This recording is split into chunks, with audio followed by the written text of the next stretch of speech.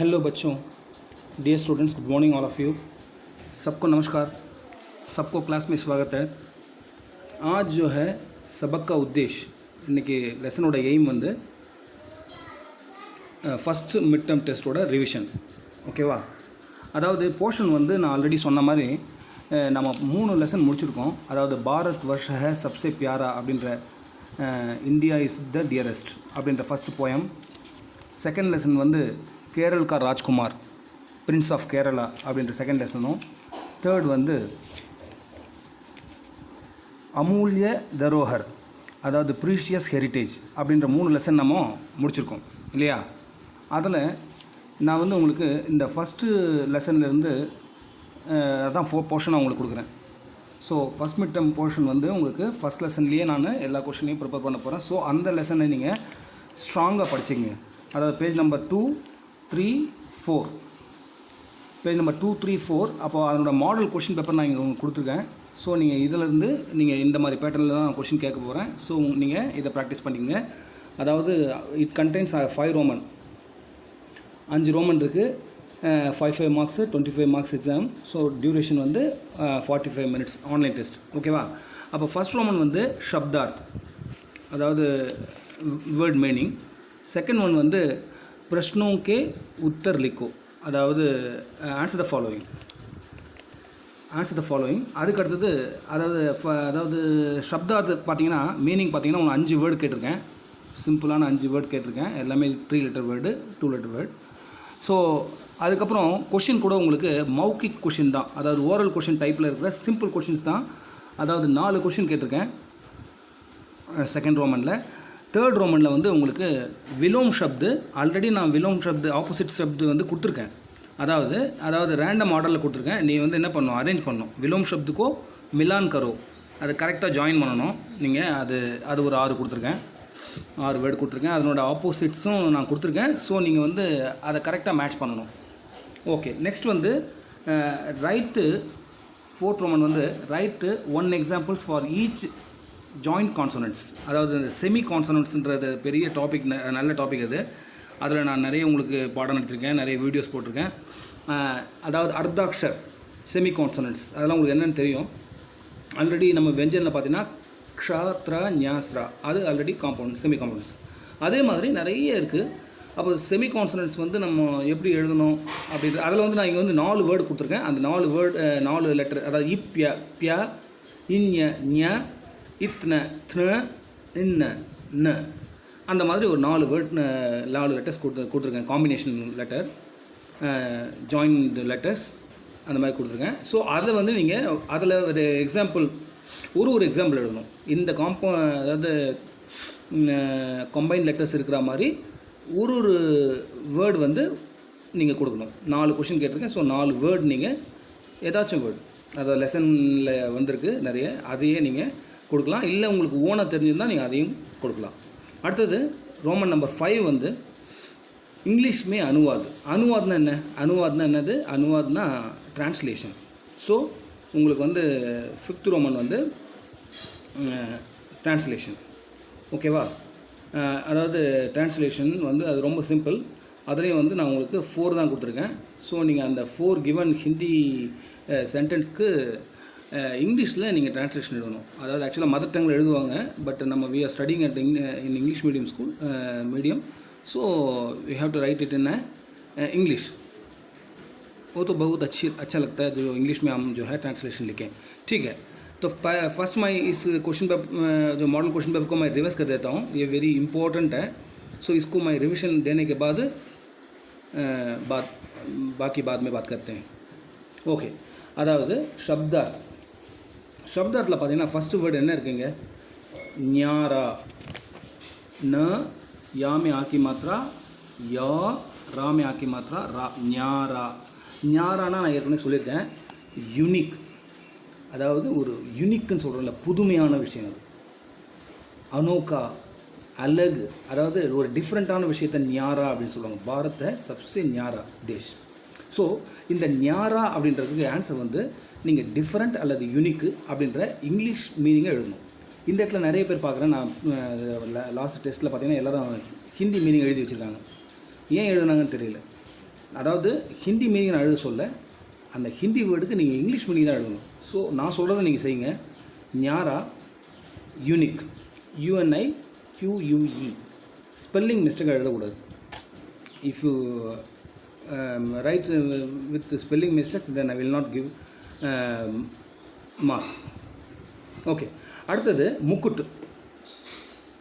மாமே ஊக்கி மாத்திரா மூ, காமே ஊக்கி மாத்திரா கூ, சி மாதிரி டா.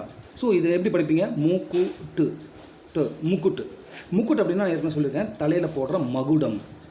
அப்போது க்ரௌன், CROWN, க்ரௌன். அடுத்தது வந்து சரண், CHRN, சரண். சரண்னா அதாவது நம்மளோட கால் அடி இருக்கு இல்லையா, ஃபுட்டு, FOOT, ஃபுட். அதை தான் வந்து ஃபுட்டுன்னு எழுதலாம், இல்லை ஃபீட்னு எழுதலாம், FEET, ஃபீட், அல்லது ஃபுட், FOOT. இது ரெண்டுமே எழுதலாம் நீங்கள். சரண் அப்படின்னா அதான், அதாவது நம்மளோட கால் அடி. ஓகே, அதுக்கடுத்து பாவன். பாமே ஆக்கி மாத்திரா பாவன, பாவன். பாவன் அப்படின்னா பவித்ர அப்படின்னு அர்த்தம், ஹோலி, புனிதமான. பாவன் நதியெலாம் பாவன் நதி அப்படின்னு வரும் இந்த பாட்டில். ஸோ பாவன் அப்படின்னா ஹோலி, HOLY, ஹோலி. அடுத்தது மண், சாரி, மாமே ஆக்கி மாத்திரா மான். மான் அப்படின்னா என்ன சொல்கிறோம்ல, மான் மரியாதா, மானம் அப்படின்னு சொல்கிறோம்ல, மானம்லாம் இருக்குது அப்படின்லாம் கேட்குறமேப்பா. மானம்னா என்னது? ரெஸ்பெக்ட்னு அர்த்தம், இஜ்ஜத், ஆதர். மான் அப்படின்னா மான் மரியாதா அப்படின்னு சொல்லுவாங்க, அதாவது ரெஸ்பெக்ட். மானம் அப்படின்னு சொல்ல தமிழில் அதுதான் ரெஸ்பெக்ட், RESPECT, ரெஸ்பெக்ட். ஓகே, அடுத்தது நெக்ஸ்ட் வந்து பிரஷ்னோं के उत्तर लिखो. பிரஷ்னோं के उत्तर लिखो அப்படின்னா இந்த இடத்துல வந்து உங்களுக்கு சிம்பிளாக ஓரல் கொஷின்ஸ் தான். நான் கேட்டது வந்து ஒன் லைனில் ஆன்சர் பண்ணுற மாதிரி கொஷின், சிம்பிள் ஷார்ட் கொஷின்ஸ் தான் கேட்டிருக்கேன். ஸோ பிரஷ்னோं के उत्तर लिखो அப்படின்னா ஆன்சர் த ஃபாலோயிங் கொஷின் அப்படின்னு அர்த்தம். ஓகே, அப்போது right answer the question. Okay, அப்போ பாரத் கா முக்குட் கிசே கஹா கயா? பாரத், இந்தியாவுடைய முக்குட், க்ரௌன் வந்து கிசே கஹா கயா? எது வந்து இந்தியாவோட முக்குட்டு, இந்தியாவுக்கு எது மகுடம் அப்படின்னு கேட்டிருக்காங்க. ஸோ உங்களுக்கு எல்லாருக்குமே தெரியும், நம்ம இமயமலை தான் நம்ம வந்து இந்த பாரத் மாதாவோட க்ரௌன் அப்படின்னு நம்ம நிறைய போயமில் படிச்சிருக்கோம். இந்த போயம்லேயும் நம்ம அதுதான் படிச்சிருக்கோம். ஸோ பாரத் கா முக்குட்டு ஹிமாலயக்கோ கஹா கயா அப்படின்னு எழுதணும். அந்த கிசே அப்படின்றத, யாரை அப்படின்றத, அந்த கிசேவை எடுத்துட்டு அந்த இடத்துல நம்ம ஹிமாலய், ஹாமே சூட்டிக்கு மாத்திரா ஹி, மாமே ஆக்கி மாத்திரா மா, ல ஹிமாலய கோ, காமே ஓக்கி மாத்திரா கோ கஹா கயா, இது நீங்கள் எழுதணும் சிம்பிளாக. இல்லை நீங்கள் ஹிமாலய் அப்படின்னு எழுதினா கூட ஓகே, பட்டு இதுதான், அதாவது என்ன சொல்கிறது, இதுதான் வந்து மெத்தடு. அதாவது பாரத் கா முக்குட்டு ஹிமாலய்க்கோ கஹா கயா ஹே அப்படின்னு எழுதுறது தான் மெத்தட். ஸோ அப்படி தான் நம்ம எழுதணும். பட்டு அதாவது அதுவும் எழுத முடியாதவங்க அட்லீஸ்ட் அந்த ஹிமாலய் அப்படின்ற ஸ்பெல்லிங்கை வந்து டிக்டேஷன் வேர்ட் மாதிரி, ஹிமாலய் அதான் ஆன்சர்னால் அதை நிறைய முறை ஒரு 10 டைம்ஸ் எழுதி அதை மனப்பாடம் பண்ணணும், ஹிமாலய். அப்போ அந்த ஸ்ட்ரக்சர் ஹா எப்படி எழுதணும், ஹாத்திக்கு வர ஹா. அப்போது ஹி எப்படி எழுதணும், மா எப்படி எழுதணும், அதுக்கு கூட ஆக்கி மாத்திரம் எப்படி போடணும், லா போடணும், யா போடணும், அதெல்லாம் என்ன ஹிமாலயை நீங்கள் ஒரு 20 முறை எழுதி பார்த்தீங்கன்னா அது பைஹார்ட் ஆகிடும். ஓகே, இப்போ நம்ம வேர்ட்ஸ்லாம் சென்டென்ஸ்லாம் படிக்க ஆரம்பிச்சிட்டோம். ஆனால் இன்னும் கூட நம்ம லெட்டர்ஸ் வந்து பல லெட்டரில் வந்து நமக்கு தெரியாமல் இருக்குது, நம்ம ஐடென்டிஃபை பண்ண முடியாமல் இருக்கும். ஆனால் அதெல்லாம் நம்ம படிக்க அதெல்லாம் தெரிய ஆரம்பிச்சிடும், ஆட்டோமேட்டிக்காக தெரிய ஆரம்பிச்சிடும். அதை பற்றி நம்ம இப்போ ஒரி பண்ண தேவையில்லை. ஏன்னா நம்ம படிக்க என்ன ஆகுதுன்னா நமக்கு அறியாத லெட்டர்ஸ் வந்து மெமரி ஆக ஆரம்பிச்சிடும், தெரிய ஆரம்பிச்சிடும். It will take time. பட்டு கூடிய விரைவில் நீங்கள் படிக்க ஆரம்பிச்சிட்டிங்கனாவே அது கொஞ்சம் கொஞ்சமாக அந்த தெரியாத ஒரு சில லெட்டர்ஸ் உங்களுக்கு ஐடென்டிஃபிகேஷன் ஆக ஆரம்பிச்சிடும். ஸோ நீங்கள் வந்து டிக்டேஷன் மாதிரி அந்த ஹிமாலயன்ற வேர்டை 20 டைம்ஸ் 30 டைம்ஸ் அந்த எழுதுங்க. அப்புறம் கவிதாமே தேஷ்கி கின் தோ நதியம் கோ உல்லேக் ஹுவா. அதாவது கவிதாமே இந்த போயமில் தேஷ்கி இந்த நாட்டோட கின் தோ நதி, எந்த 2 நதிகளோட உல்லேக், அதாவது எக்ஸ்பிரஸ் பண்ணியிருக்காங்க, எதை பற்றி சொல்லியிருக்காங்க, உல்லேக் ஹுவா அப்படின்னா எந்த நதியை பற்றி சொல்லியிருக்காங்க. நான் என்ன சொல்கிறேன், கங்கா யமுனா பவித்ரா நதியா இந்த பாட்டோட வரி இதை நீங்கள் பாடல் இது நீங்கள் மனப்பாடமே பண்ணிடணும் இது வரைக்கும். ஸோ அந்த 2 நதி வந்து கங்கா யமுனா. அப்போ அது ஸ்பெல்லிங் கரெக்டாக பார்த்துக்குங்க. கா வந்து 3rd கா, இம்முக்கு புள்ளி வைக்கணும், திரும்பவும் காமே ஆக்கி மாத்திரா கங்கா, யமுனா யா மாமே ஊக்கி மாத்திரா நாமே ஆக்கி மாத்திரா, அப்போ யமுனா. ஸோ அதை நீங்கள் எழுதி பாருங்கள். அப்போது कविता में देश की गंगा यमुना ये 2 नदियों के उल्लेख हुआ. அப்போ கின் அப்படின்றத எடுத்துகிட்டு இந்த 2 நதியை அந்த இடத்துல ப்ளேஸ் பண்ணணும். அதுக்கடுத்து कविता में किसका गुणगान किया गया है.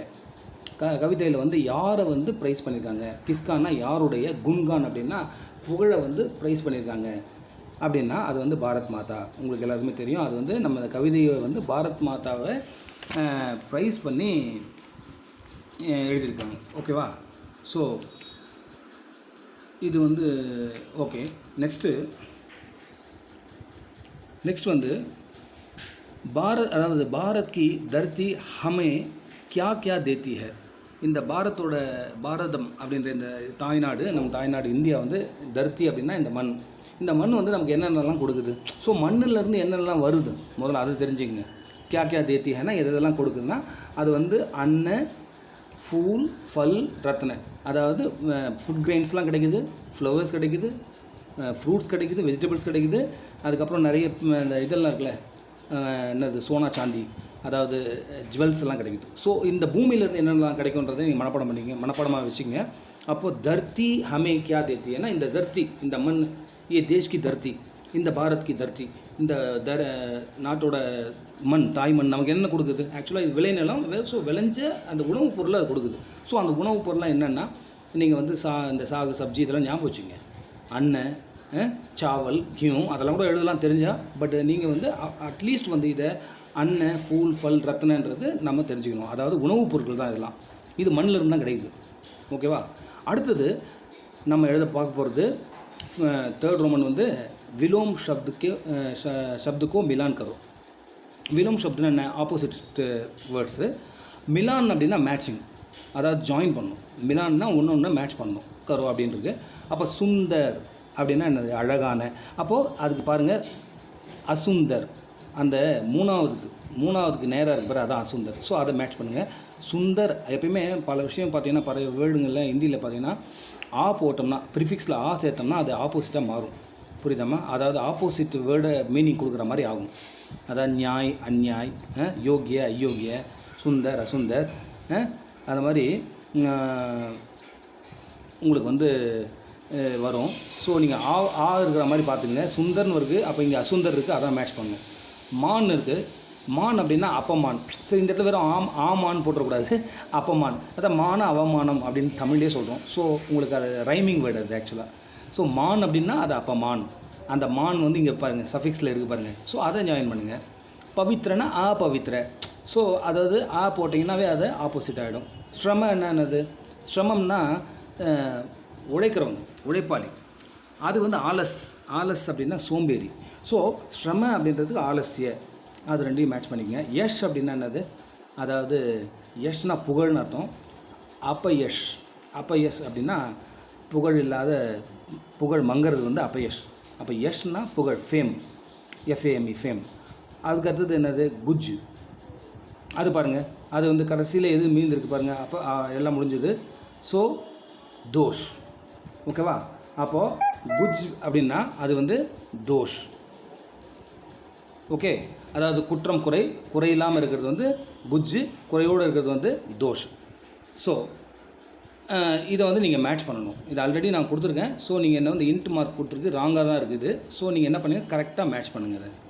ஓகே, அடுத்தது write 1 examples for each join கான்சனன்ட்ஸ்னு கொடுத்துருக்கேன். அதாவது செமி கான்சனன்ட்ஸில் இப்போ எழுதியிருக்கேன் 4 வேர்டு கொடுத்துருக்கேன். ஸோ இந்த 4 வேர்டுக்கும் நீங்கள் என்ன பண்ணுறீங்கன்னா ஒரு எக்ஸாம்பிள் வேர்டு எழுதுறீங்க. ஒரு ஏதாச்சும் ஒரு எடுத்துக்காட்டு வேர்டு எழுதுறீங்க. அது என்னென்னா,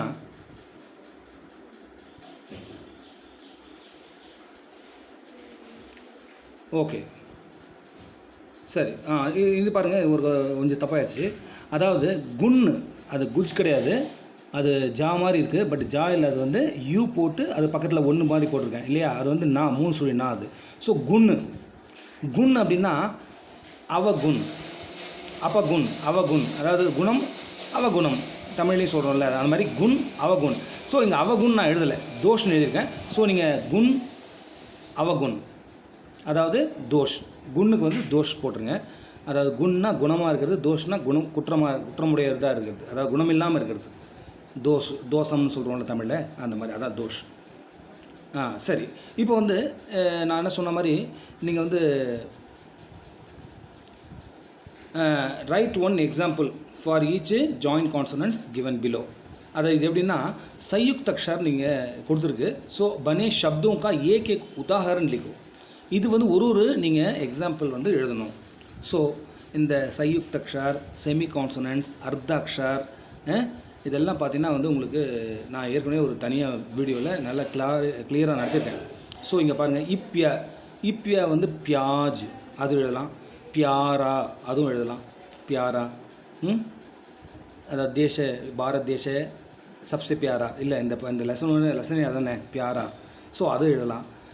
இன்ய அது இன்ய வந்து ஞாய் எழுதலாம், ஞாரா எழுதலாம். இத்தனை இருக்குல்ல, அது வந்து ரத்ன அது எழுதலாம், பிரயத்ன அதுவும் எழுதலாம். இன்னக்கு வந்து அன்ன, அனன்னாஸ் இதெல்லாம் எழுதலாம். நீங்கள் ஒரு வேர்டு எழுதுங்க. எக்ஸாம்பிள் நான் 2 வேர்டு சொல்லி கொடுத்துட்டேன். ஸோ இதெல்லாம் நான் ஆல்ரெடி உங்களுக்கு ஃபஸ்ட் லெசன் நீங்கள் கிளாஸ் ஒர்க் 3 லெசன்ஸ் முடிச்சிருப்பீங்க கம்ப்ளீட்டாக. ஏன்னா நான் உங்களுக்கு 3 லெசன்ஸும் ஒவ்வொரு முறையும் எக்ஸசைஸ் சால்வ் பண்ணி உங்களுக்கு அனுப்பியிருக்கேன்.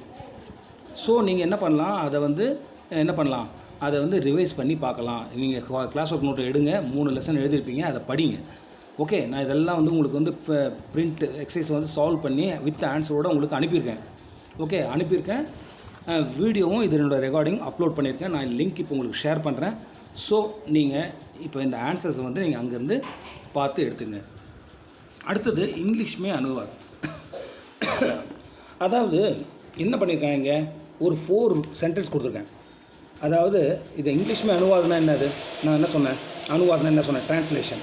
அப்போது translate the following sentences in English language. அதை மதர் டங்கில் பண்ணக்கூடாது, தமிழில் நீங்கள் வந்து இங்கிலீஷில் டிரான்ஸ்லேஷன் எழுதணும். ஓகேவா? அப்போது दिए गए वाक्यों को अपनी मातृभाषा में अनुवाद करो. அதாவது உன்னோட மதர் லாங்குவேஜில் நீ இது பண்ணுன்னு சொல்லியிருக்கேன். பட் மதர் லாங்குவேஜில் நீங்கள் வந்து இங்கிலீஷில் இதனோட டிரான்ஸ்லேஷன் எழுதணும். இப்போது பாரத் வர்ஷ ஹே சப்சே பியாரா, அதாவது இந்தியா இஸ் த ஸ்வீட்டஸ்ட், எனக்கு வந்து ரொம்ப இந்தியாவை பிடிக்கும் அப்படின்றது தான் இதை மீனிங். வந்து பாரத் வர்ஷ ஹே சப்சே பியாரா, ரொம்ப பிடிச்சது இந்தியா. ஸோ அது எப்படி எழுதணும், India is the sweetest country, India is the sweetest nation for me, அந்த மாதிரி கூட அதாவது நீங்கள் எழுதிக்கலாம். ஓகேவா? எப்படி எழுதினாலும் இந்த மாதிரி எழுதுனா நீங்கள் வந்து பாரதம் வந்து உங்களுக்கு ரொம்ப பிடிச்ச நாடு அப்படின்றத நீங்கள் எந்த ஃபார்மில் வேணால் இங்கிலீஷில் எழுதுனா நான் I will give you mark. Okay, அடுத்தது ஹிமாலய பர்வத இஸ்கா முக்குட்டு. இமாலய பர்வதம், அதாவது இமாலய மலை பர்வதம்னா மலை இல்லையா, இஸ்கா முக்குட்னா அதுதான் இதனோட க்ரௌன் இல்லையா. ஹிமாலய பர்வத இஸ்கா முக்குட் அப்படின்னா mountain Himalaya is it's crown, mountain Himalaya is it's crown. Okay, அது மாதிரி எழுதணும். அடுத்தது हिमालय यहाँ के किसान दिन रात मेहनत करते हैं. இங்கே உழைப்பாளி அதாவது விவசாயி தின ராத்திரி பகலாக வந்து உழைக்கிறான், நிலத்தில் வந்து உழைக்கிறான். இது எப்படி எழுதுவீங்க, அதாவது ஹியர் ஃபார்மர் வந்து work hard day and night. Here farmers works hard day நைட்னு எழுதுங்க, டே அண்ட் நைட்டு. அடுத்தது ஹம் பாரத் மாதா கே குண் காத்தே ரேங்கே. நான் ஏற்கனவே சொன்னேன், அதாவது நல்ல குணம் அப்பகுண் அப்படின்னு சொன்னேன்ல, அப்பகுண் அதாவது தோஷ். அதாவது இங்கே வந்து நம்ம வந்து பாரத தாயோட யஷ் ஃபேமை வந்து நம்ம பாடிட்டே இருப்போம், அதாவது குன்கான் கர்னா. அப்போ அது என்ன சொல்கிறோம், ஹம் பாரத் கே குண் காத்தே ஹேன் அப்படின்னா நாங்கள் வந்து இந்திய தாயோட பாரத் மாதாவோட புகழை வந்து பாடிட்டே இருப்போம், புகழ் பாடிட்டே இருப்போம். அப்படின்னா வி ப்ரைஸஸ், ப்ரைஸ் லார்ட் அப்படின்னு சொல்கிறீங்க இல்லை நீங்கள், ப்ரைஸ் லார்ட் ப்ரைஸ் காட் அப்படின்றோம், அந்த மாதிரி தான். We praises our mother India. இந்த இடத்துல வந்து நம்ம காட் வந்து யாருன்னா கடவுள் வந்து நமக்கு இந்தியா தான், பாரத் மாதா தான். ஸோ ஹம் பாரத் மாதா கே குண் காத்தே ரஹேன் அப்படின்னா we praises our mother India. Okay, ஓகேப்பா, இதுதான் உங்களுக்கு மாடல் கொஷின் பேப்பர். ஸோ நீங்கள் ஃபஸ்ட் லெசனை தரோ பண்ணிக்கங்க. ஃபஸ்ட் லெசன் வந்து நான் உங்களுக்கு ஆல்ரெடி அனுப்பியிருக்கேன், இல்லை நான் லிங்க் அனுப்புகிறேன். ஒரு முறை நல்லா பாருங்கள், நல்லா படிங்க, பல முறை எழுதி பாருங்கள். எழுதி பார்த்தீங்கன்னா தான் அது வந்து உங்களுக்கு ஒர்க் அவுட் ஆகும். ஏன்னா படிக்கும்பொழுது உங்களுக்கு புரிகிற மாதிரி இருக்கும், பட் எழுதும்பொழுது அந்த லெட்டர் ஞாபகம் வராது, மாத்திரை ஞாபகம் வராது, பல பிரச்சனைகள் வரும். ஸோ நீங்கள் வந்து இப்போ நான் கொஷின் அண்ட் பேப்பர் அனுப்புகிறேன், இதை நீங்கள் என்ன பண்ணுங்கள், பல முறை எழுதி பாருங்கள். பல முறை எழுதி பார்க்கும்போது automatically you will become comfortable and you can write the examination easily. Thank you, தன்யவாத்.